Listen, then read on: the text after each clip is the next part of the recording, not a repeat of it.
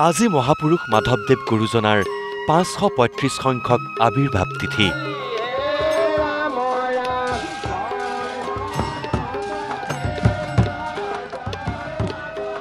পুৱাৰে পৰা ৰাজ্যৰ সত্ৰ নামঘৰত চলিছে গুৰুজনাৰ গুণানুকীৰ্তন।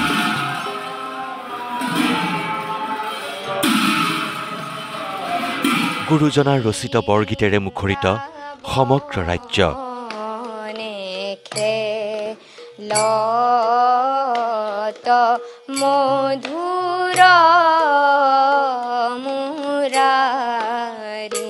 প্ৰথমে আহিছোঁ মাধৱদেৱ গুৰুজনাই স্থাপন কৰা যোৰহাটৰ ঢেকীয়াখোৱা বৰনামঘৰলৈ, য'ত আধ্যাত্মিকতাৰে পালন কৰা হৈছে বৰহাৰপুৰ ৫৩৫ সংখ্যক জন্ম জয়ন্তী।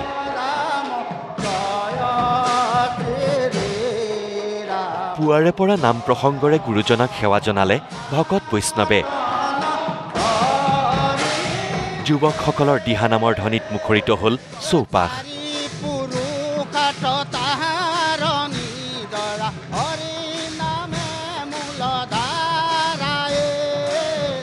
গজৰাজ লৈ উলিওৱা হ'ল ভাগৱত শোভাযাত্ৰা।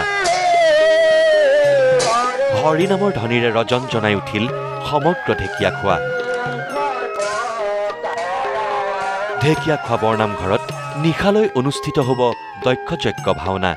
আজি মহাপুৰুষ শ্ৰী শ্ৰী মাধৱদেৱৰ ৫৩৫ সংখ্যক জন্ম জয়ন্তী, তেখেতে প্ৰতিষ্ঠা কৰা পবিত্ৰ তীৰ্থক্ষেত্ৰত গুৰুজনৰ জন্ম জয়ন্তী পাতিবলৈ আমি আগবাঢ়িছোঁ।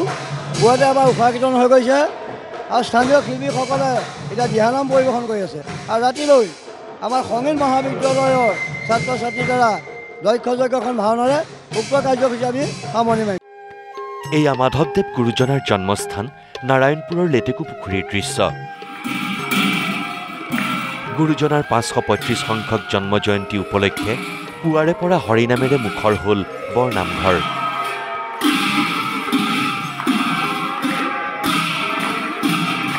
ভকত বৈষ্ণৱে চাকি বন্তি জ্বলাই সেৱা ল'লে গুৰুজনাৰ শ্ৰীচৰণত। আধ্যাত্মিক পৰিৱেশেৰে জীপাল হ'ল সমগ্ৰ লেটেকু পুখুৰী। গুৰুজনাৰ আবিৰ্ভাৱ তিথিৰ দিনা সত্ৰভূমি মাজুলীতো সকলোৱে গুণানুকীৰ্তন কৰিছে তেওঁৰ সৃষ্টিৰাজিৰ।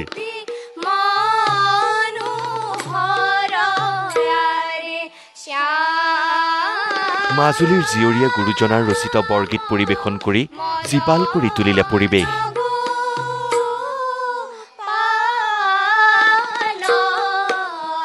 গুৰুজনাৰ সৃষ্ট বৰগীতেৰেই গুৰুজনালৈ যাচিলে শতকোটি প্ৰণাম।